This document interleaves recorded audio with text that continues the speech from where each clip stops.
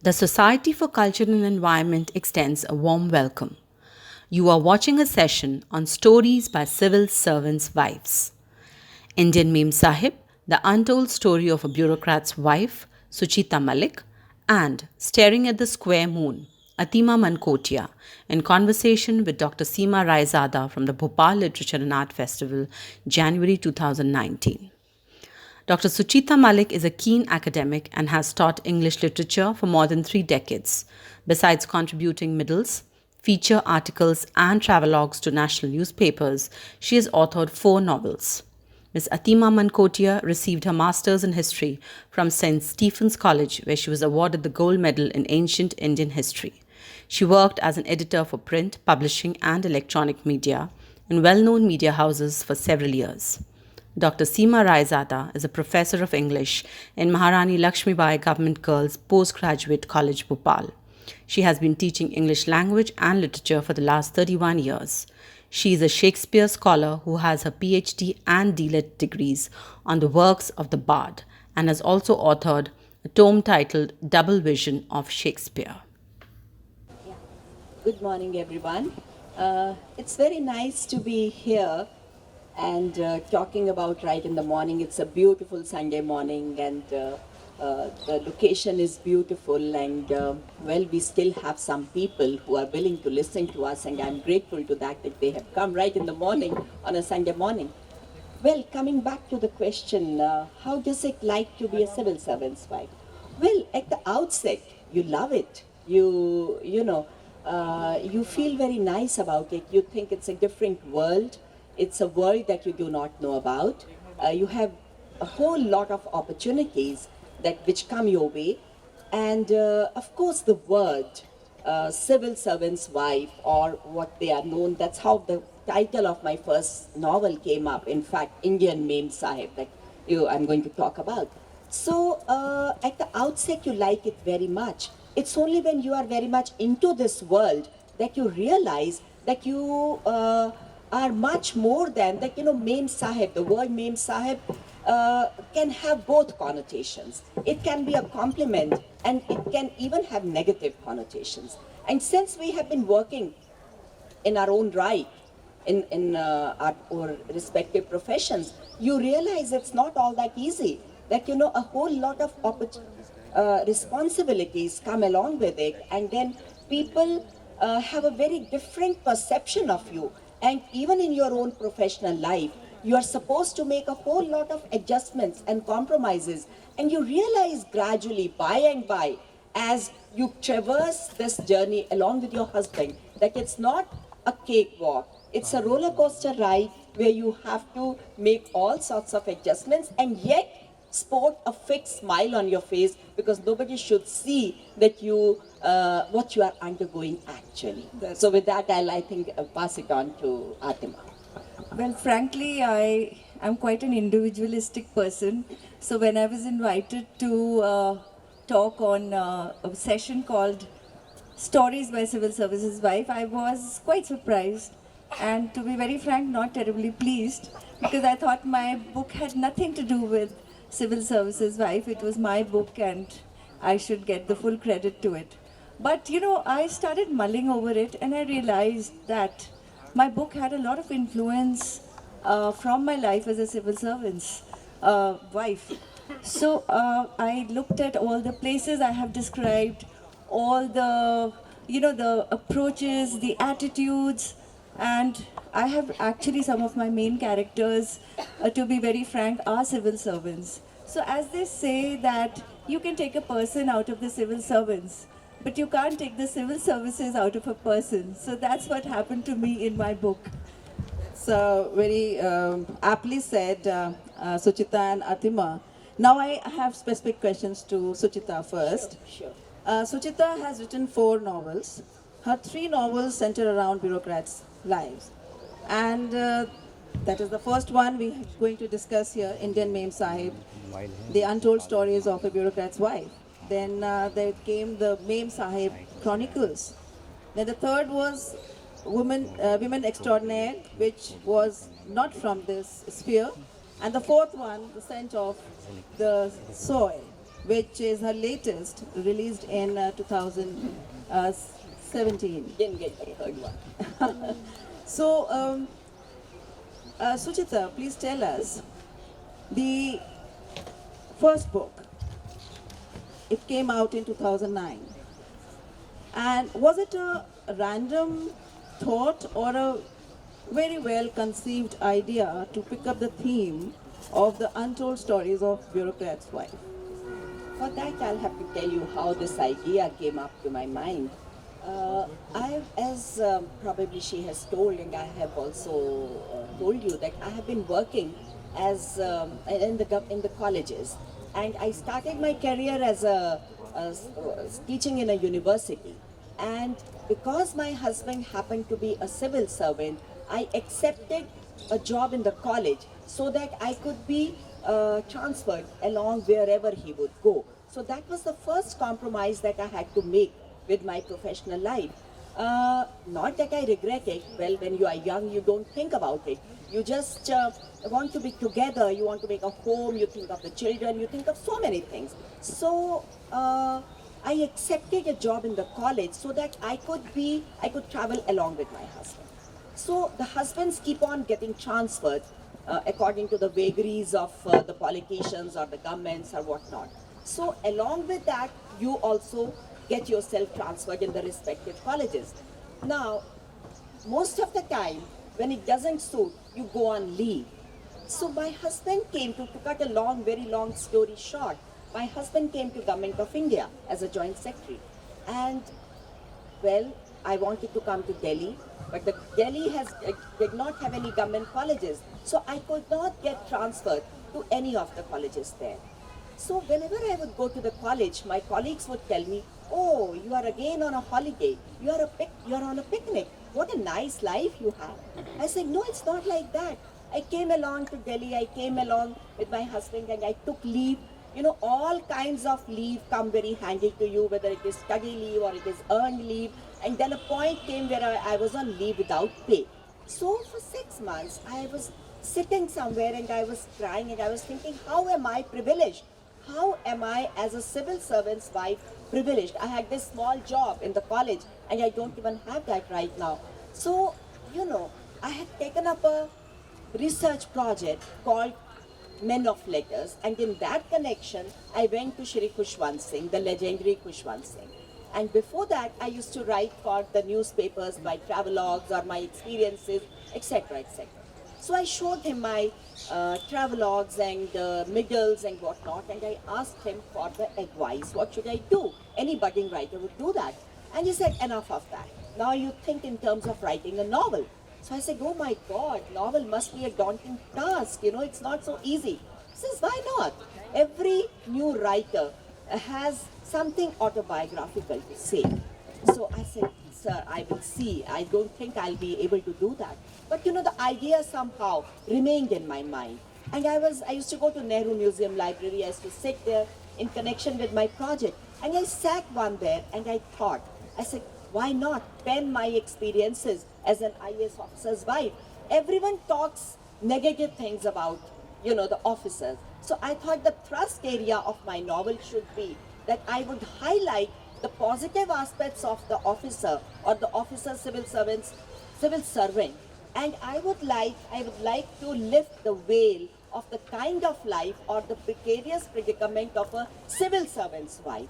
So that's how the idea of Indian Mem Sahib was born, and that's how I got on to that. So tell us, Suchita, why did you choose to call the bureaucrat's wife a Mem Sahib? Well, that's a term which is very often used even now. And civil servants' wives were always, you know, it's a colonial concept, Mem Sahib. So it's a colonial concept and it has continued to be like that. But I wanted to say that we are not Mem Sahibs. We are not only Mem Sahibs. We are an individual in one's own right. You have a job, you have a profession, you have different facets to your personality. So Indian Mem Sahib is different from the concept of the Mem Sahib, because Indian Mem Sahib is also an individual, and as have progressive ideas, as ready to work and make compromises and get justice. That's true. Yeah. So coming to public perception of an IAS officer's wife, people feel it is all, bed of roses or something, that goes life very smooth. There's a lot of glamour, perhaps. Sorry, I'm sorry, I missed the question. It's, the public perception that I was talking about, the general perception that the wives lead a very comfortable life. There's a lot of glamour. That's a lot of, where you can flaunt your privileges, yes. And now this public perception, would you like to call it a kind of a false impression or something which actually is? And then how did you have to face it? Whether you took in your stride or you kind of challenged it? Would you like me to read a paragraph from my novel which would answer this question Sure, rather than if everyone would want that? Because here I talk about like I go to a college. Well, it's not, first of all, let me tell you, it's fiction. It's not absolutely autobiographical because Indian Mem Sahib is not just one civil servant's wife.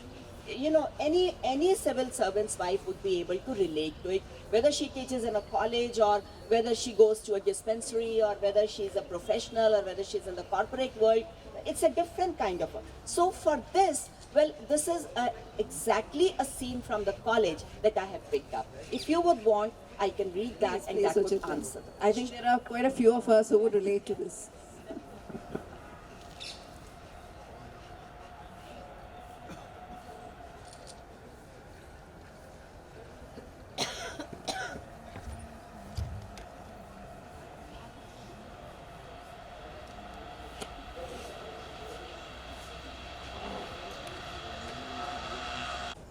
Occasionally, it became an ordeal for Sunaina to sit in the common staff room during free periods.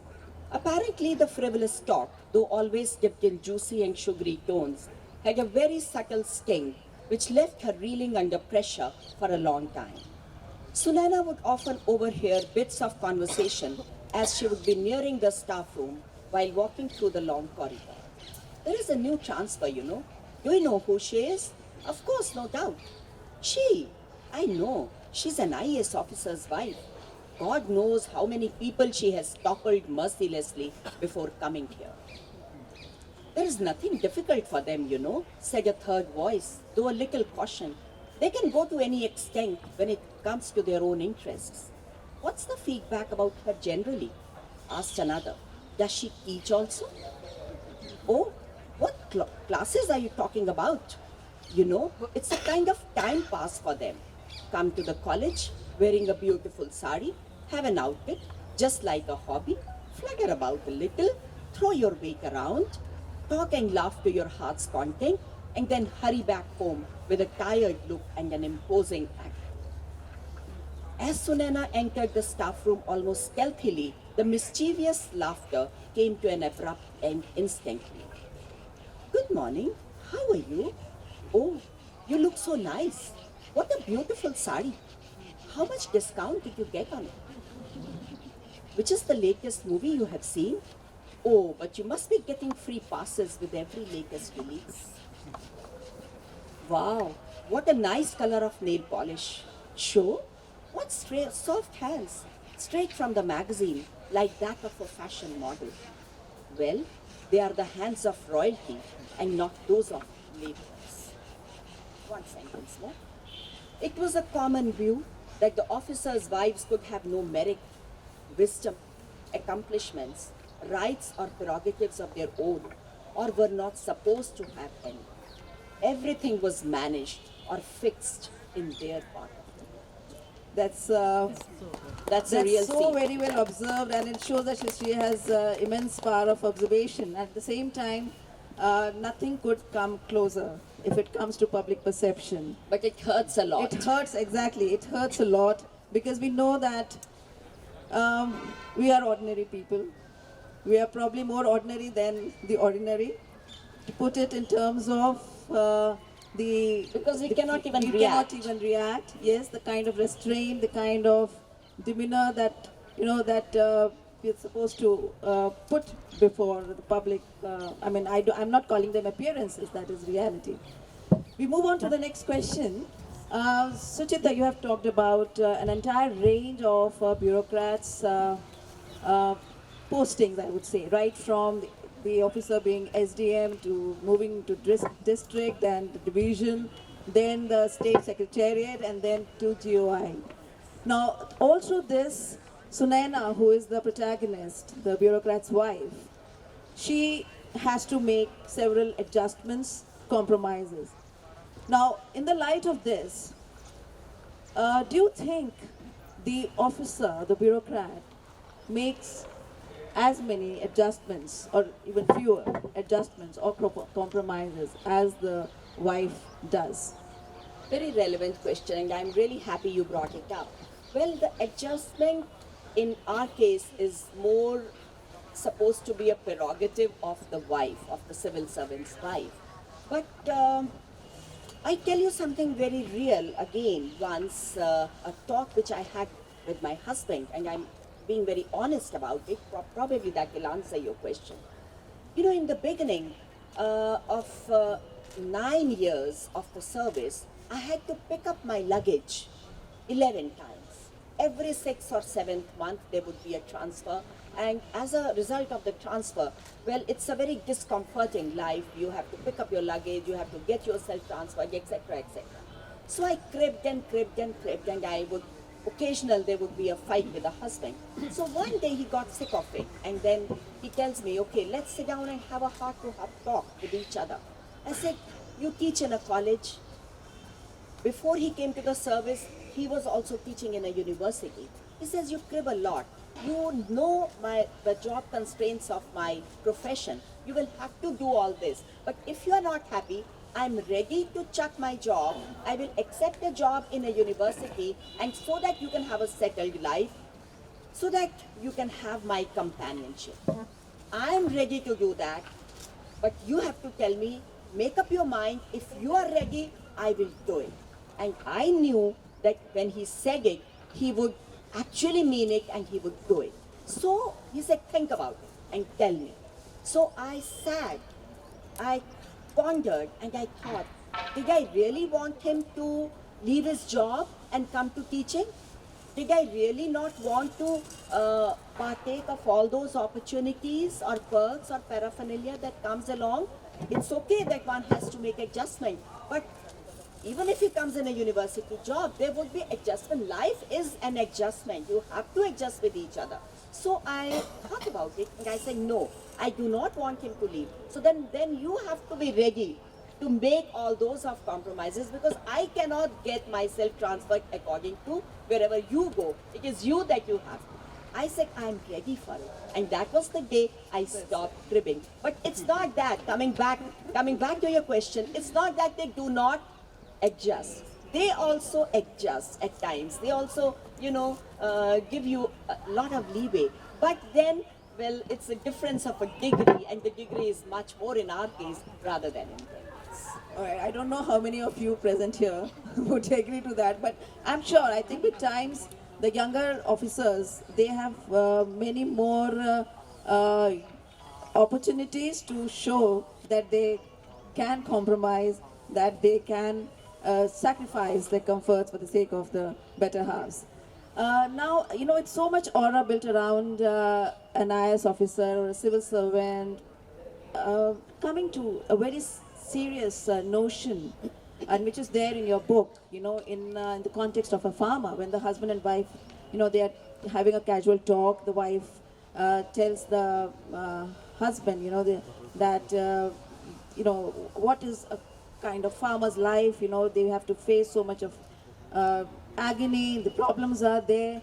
So the IS officer, the husband, tells the wife that you don't know the sense of achievement, contentment, and happiness that comes to a farmer, when there is a harvest, a good harvest.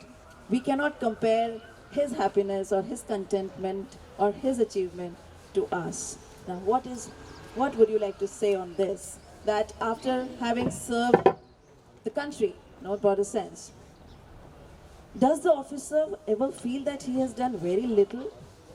Is there a point in life, as in your novel? In the first one, In the first one, I'm talking about Indian Mem Sahib. well, you're talking about the first novel, but your question relates more to my latest novel, which is Scent of the Soil, where I think I'll come to that in a little while. But in the first novel, well, you have 200 pages or 250 pages, and you have a lot to say. So in the first book, I concentrated on the field postings of the husband of a civil service, that is an SDM. That is the first posting a direct recruit gets. Then you become an ADC, and then you become the deputy commissioner. And then the last two chapters I just rounded off, because when they get transferred, they come to the secretariat, and then they come to GOI. But as far as these three postings are concerned, well, they are young. They have a lot of idealism in their minds. They have stars in their eyes. They want to do a lot. They say we'll change the world, we'll change the society. So their thought process is full of idealism. So at that point, they are action oriented, and they want to do a lot. Whether it is touring the villages, whether it is checking. Well, there's a scene here where I have also tried to say how the wife is initiated into the world of bribery. Probably for that you'll have to read the Sack of rice. yeah. So when in the first novel, well, there is no point where the civil servant feels that he is not able to achieve whatever he wants to achieve. But the question that you have said, that the fourth novel, it's a long journey of about 25 to 30 years. But I have actually seen a point comes in the lives of the civil servants where they think, oh, they reach the saturation point. They think, bahut ho gaya, enough, because the pressures are so much, the targets are so much, and it's a very different world. I mean, I don't want to outline all that because that will take the interest away. But they do reach, in this novel, Scent, which is the fourth novel, which came in 2017, this is the question, this is the point I have highlighted, where he comes to a point where he thinks, I have had enough. There's nothing like a simple life, even though that can be in inverted commas simple. He wants to chuck it all up. He wants to go back to his roots. He wants to go back to his villages. He wants a kind of a break. He wants a kind of a catharsis. But that is something you reach maybe after 30 years or 32 years or maybe 35 years. But in the beginning, in the first novel, if we are concentrating, they do have a sense of achievement, because this is one service where you have a whole lot of opportunities in each and every facet of life, where you can make a difference in the life of in the life of ordinary people. And another thing, maybe if you'll allow me one more minute, this is the question I asked my daughter. My daughter went to London School of Economics, and she was getting a very lucrative job there, and she left everything and she came back to India, and she wanted to pursue in the father's footsteps. So she became an officer, an IAS officer, and she was, posted in a very small village with a tutti-frutti, sarkari gypsy, and with hardly many amenities. So, I asked her, well, I would see her, at times she would get frustrated. I thought maybe she must be thinking, what is it that I have left, and where is it that I have come here? So I asked her, are you, Surabhi, are you happy? Do you regret your decision? She says, no, Mom, I do not regret. Because when I sit in my office, so many people come to me, and there are many opportunities where I can make a difference in the life of the people through taking decisions, through be a part of a process of the policy making decision. This thing says, when I come back, if I have made even 3 or 4 people happy, or solved their problems, or made a difference in their lives, my life is worth it. I do not think of the corporate world. I do not think of what I could have had well, I have a sense of satisfaction. That's absolutely so that's true. probably Yes. answers That's your absolutely question. true, and no one can deny that this is one service that can have immense fulfillment.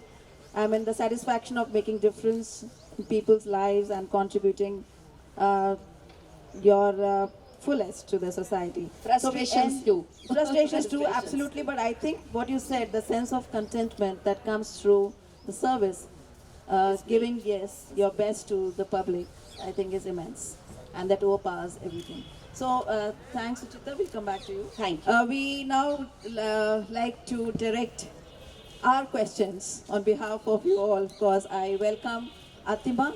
Atima is a woman of many parts. She is a St. Stephen's graduate in ancient history, moved on to media, then she did her MBA from XLRI, then she moved into teaching. She went into HR and communication, and of course, you see her as a writer here. Atima, you have taken up the theme of abuse in your novel. Now, the novel has a very interesting title, Staring at the Square Moon. We all know the moon is round, but she calls it square. We'll of course ask her why does she do that. Before that, let me ask you, Atima, you had a very rich experience in the field of media, and the book deals with the subject of abuse. Now, does your career, your stint in the media, helped you with this, or sort of motivated you to write a book like this, or whatever your experiences were, they came in handy while you were writing the book? Well, I was very fond of writing, that's why I joined media. And in my entire career in media, I came across a lot of interesting people, interesting stories. And why I wrote this book, I wanted to take my readers on an inner journey. I wanted them to question their basic, assumptions about the modern Indian women. And I also wanted them to suspend all judgment on morality, immorality, rights and wrongs, sexuality, homosexuality. So that is the reason I chose 4 women protagonists who are all very real women, and I think they would resonate with most of us, most of the women who read that book. And during my stint in media, I got interested in the basically a psychology of people who have suffered abuse, how they take decisions in life, what happens to their relationships, how do they act later in life, do their wounds get healed, do they become stronger, do they become weaker. So that was something that did affect. So I've actually handled 4 kinds of abuse in my book. One is the sexual abuse. We hear, we pick up the newspaper, we hear every day, we read about young children, especially girls, getting sexually abused. It's the most gruesome it's the most gruesome abuse possible. And that is why one of my characters in the book is somebody who got sexually abused as a child, and how in her journey in life, how that impacted her relationships, how it impacted her decisions, and how she lived her life living with that abuse that happened in her childhood, about which she could not talk about to anybody.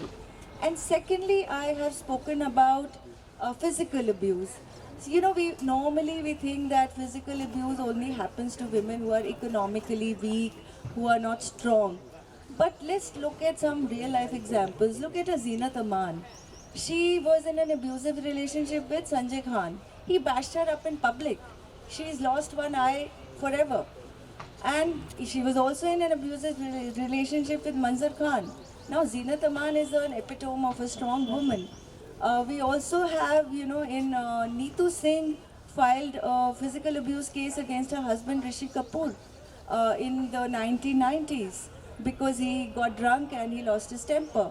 We have Karishma Kapoor, who filed a domestic abuse case against her ex-husband Sanjay Kapoor. Then we also have the Miss Universe Yukta Mukhi, we have Rati Agnihotri, we have Preeti Zinta, who have all suffered abuse. So imagine if women like these are suffering physical abuse.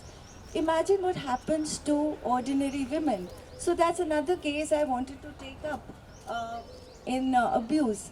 And before you think that I'm only doing men being the perpetrators of abuse, that's not true. I have also discussed abuse where women are perpetrators. One of the most common example is the Saas Bahu syndrome. Whoever is in a position of power will abuse mentally the other person. Also a nasty boss. Being in the corporate sector, I've really had a lot of those.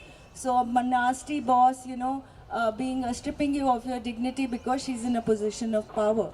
So that's another kind of abuse I have touched upon in my book.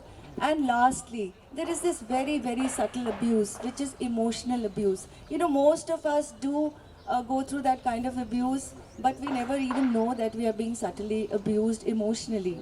So let me give you a very simple everyday example. A married man having an affair with a woman. So he says, I'm married to a woman who's really nasty. Or if he's a little gentlemanly, he will say, my wife doesn't understand me and I feel so empty. So the woman in good faith, she continues having that affair thinking he will leave his wife and he will marry her while he has no intentions of marrying. So these are very subtle kind of abuses which we actually maybe face from our husbands, from our children, our friends, our colleagues. So those are the kind of abuses that I have, the kind of abuse that I have actually dealt with. And yes, my stint in media did make me interested in these kind of stories, yes. Thanks, Atima.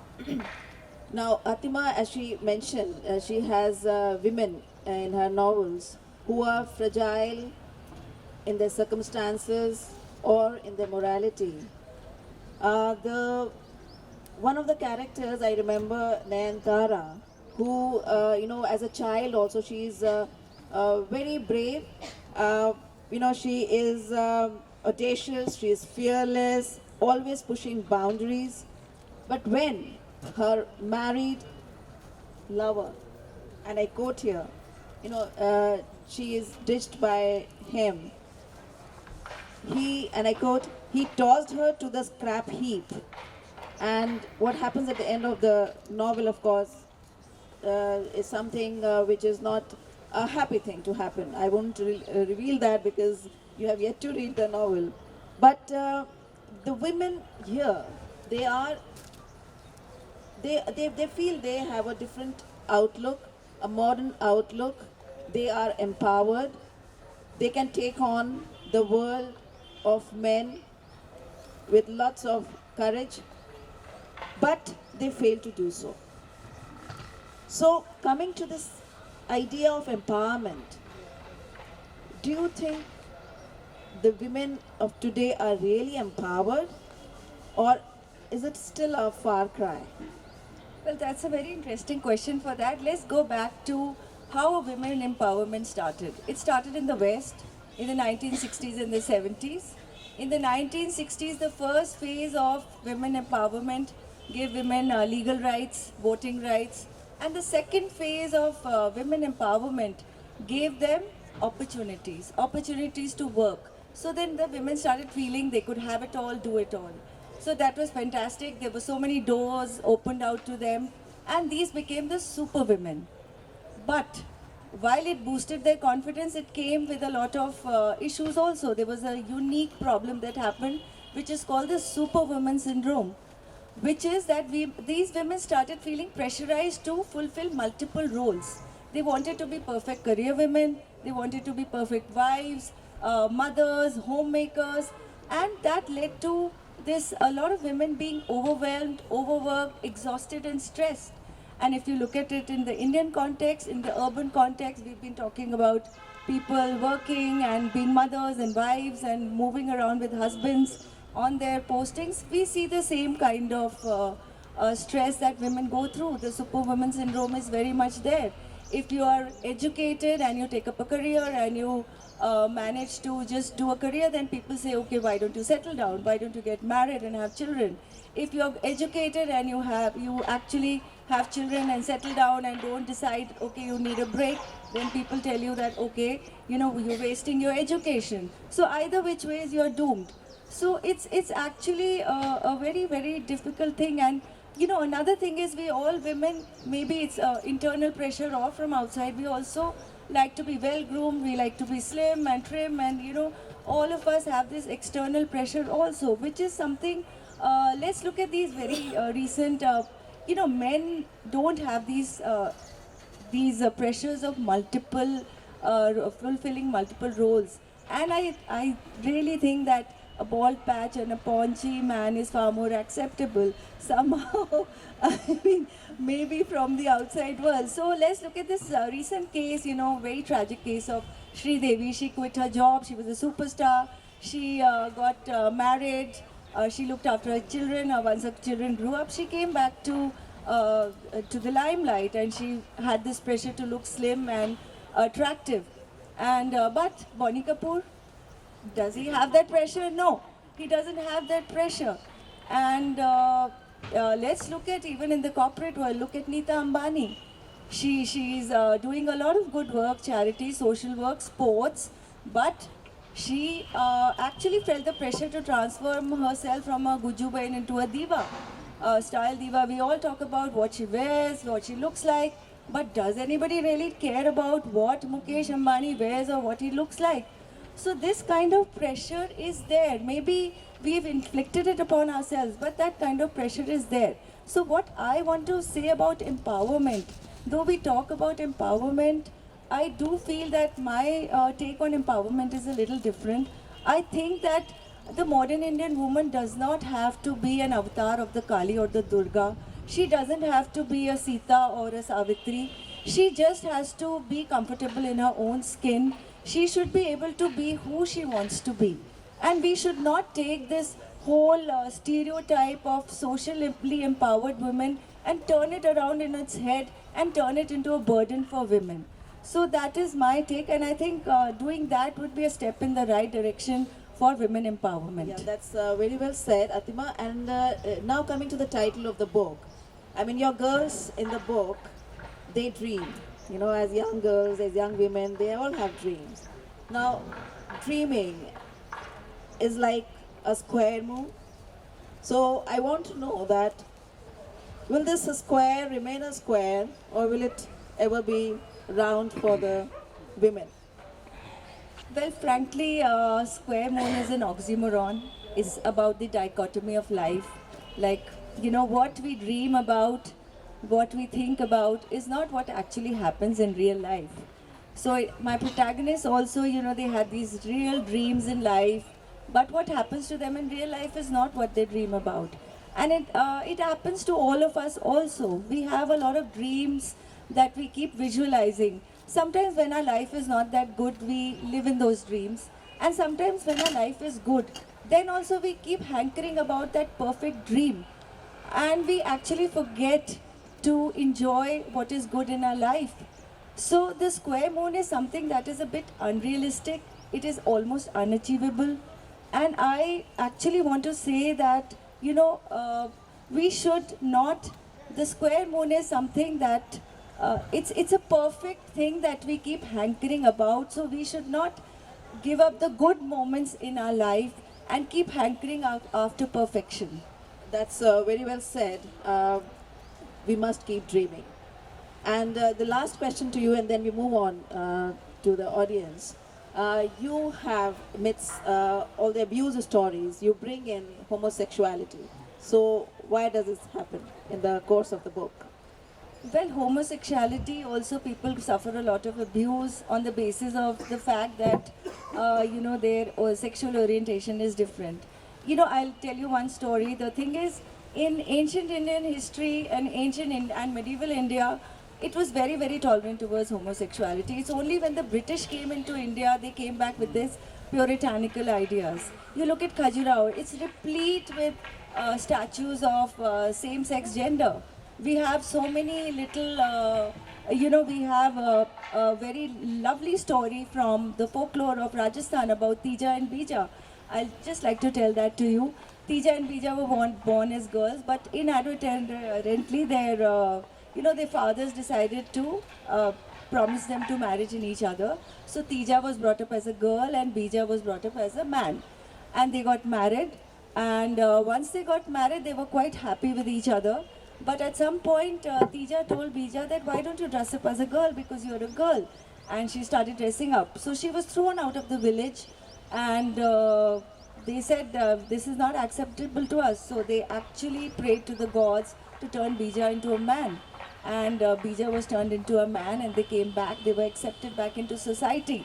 But Tija was completely unhappy with her husband. She found him very aggressive and she didn't like the man as a husband.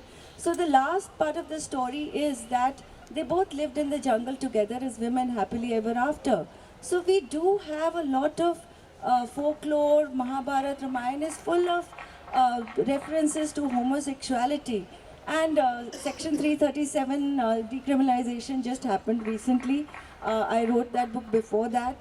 So yes, I do feel strongly that sexual orientation is something that, and we also have Ismat Chughtai's Lihaf, and we have the movie Fire, which created a lot of furor. So we do have a lot of references in India about tolerance towards homosexuality. So that is the reason I brought that up in my book, because it does lead to a lot of mental and emotional abuse to people who are differently sexually oriented. Thanks, Atima. Now we open this to the audience, the house. Any questions, please?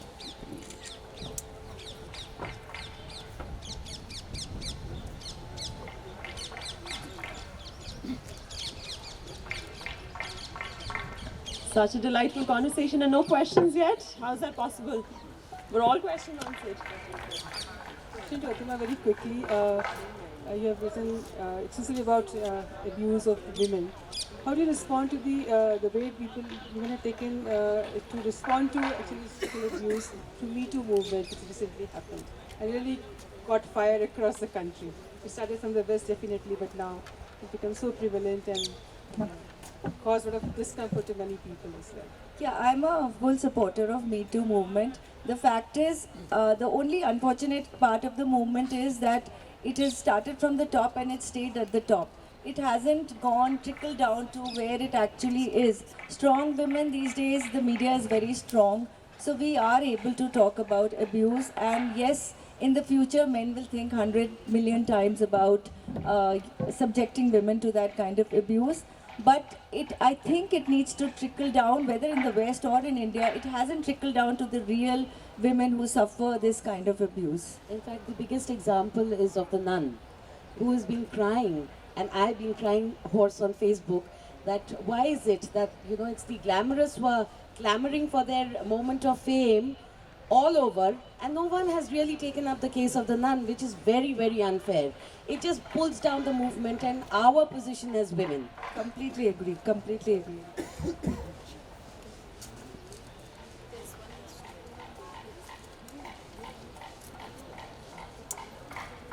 One question for Mrs. Malik.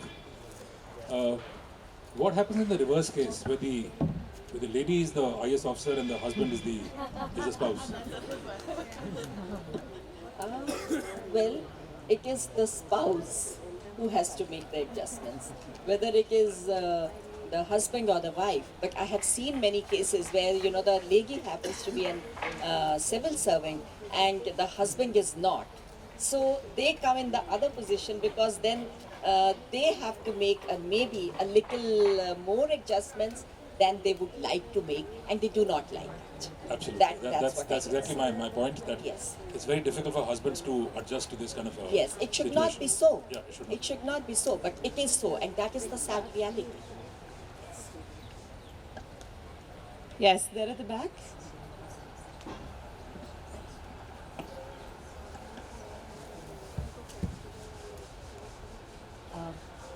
Good morning, and I'm really happy to be here, a part of the literary festival in Bhopal for the very first time.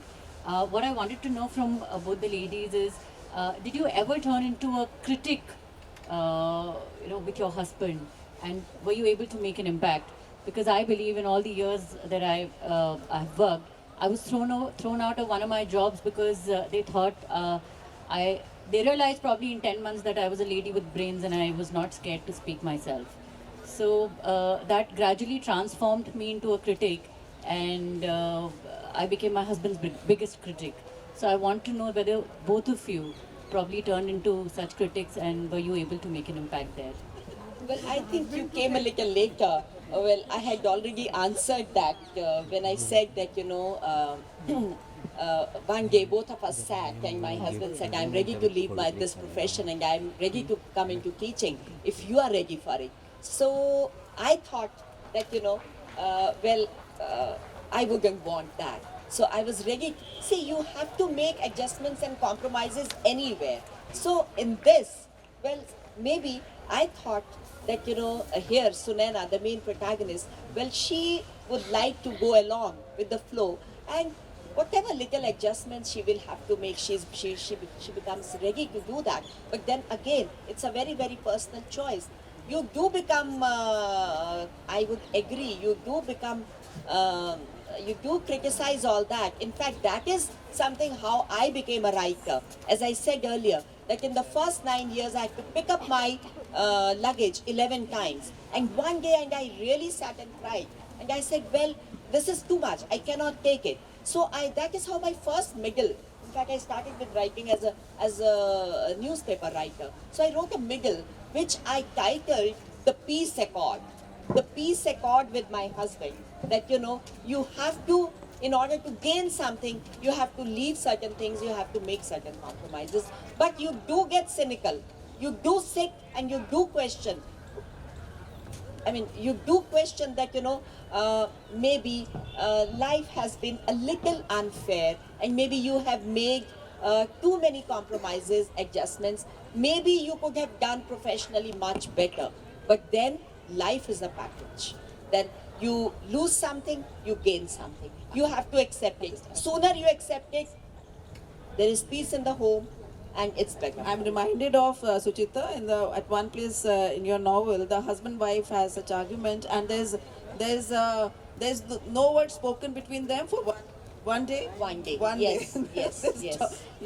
So Yeah. that could be the kind of scenario Yeah. that might happen. Would you like because me of to something. read that? I think we are short of, You're short of time. Okay, So Atima, fine. We'll please leave take that to the Well, I think whether civil servants or non-civil servants, all men think that wives are their biggest critics.